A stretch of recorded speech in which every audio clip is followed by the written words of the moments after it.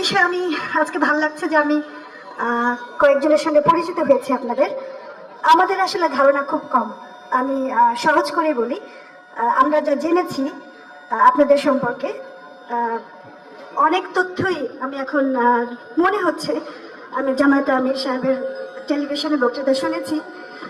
আমার কাছে মনে হয়েছে যে আমরা এতদিন আপনাদের কথা শুনতে পাইনি, বা যে তথ্যগুলো দেওয়া হয়েছে একজন সংবাদকর্মী হিসেবেও আমি বলবো আমার কাছে অনেক কিছু মনে হয়েছে যে আমি নিজে অনেক ভুল তথ্য পেয়েছি।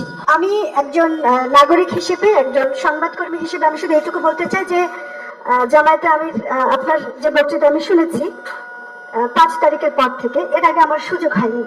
আপনার পত্রিকায় কোনো কোনো বিবৃতি দেখেছি বড় জোর। তো গণমাধ্যম কর্মী হিসেবে আমি 24 বছর ধরে কাজ করছি, কিন্তু আসলে আপনাদের সম্পর্কে যে তথ্য আমি পেয়েছি আড্ডায়, আলাপে, আমাদের সহকর্মীদের আলাপে, এখন আমি যা জানছি আমার কাছে মনে হচ্ছে যে একটা বড় গ্যাপ আছে তথ্যের।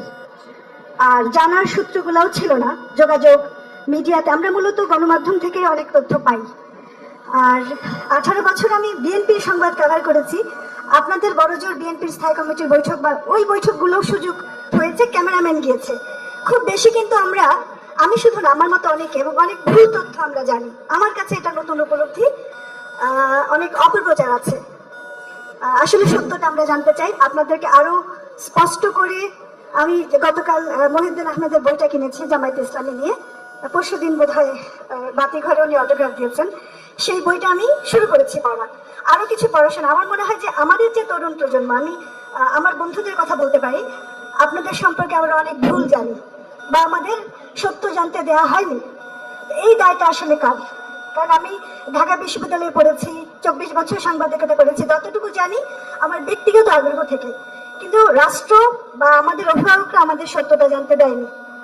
এই জায়গা থেকে আমি বলবো, আমি আসলে জানতে চাই আপনারা কি ভাবছেন, কি করছেন, এই রাষ্ট্রকে আপনারা কিভাবে দেখতে চান, বা আগামীতে সরকার গঠন করলে বাংলাদেশ নিয়ে আপনারা কিভাবে সংস্কার করবেন। আমি একজন সংবাদকর্মী হিসেবে আমি খুব আগ্রহী জানতে।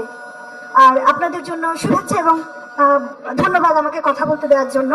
আমার আজকে এসে খুব ভালো লাগছে এখানে, কারণ একজন মেয়ে হিসেবে আমাকে অনেক নেতিবাচক কথা বলা হয়েছে জামাত সম্পর্কে। তো সেই জন্য আমার নিজের একটা অস্বস্তি ছিল যে আজকে আমি আসবো কিনা।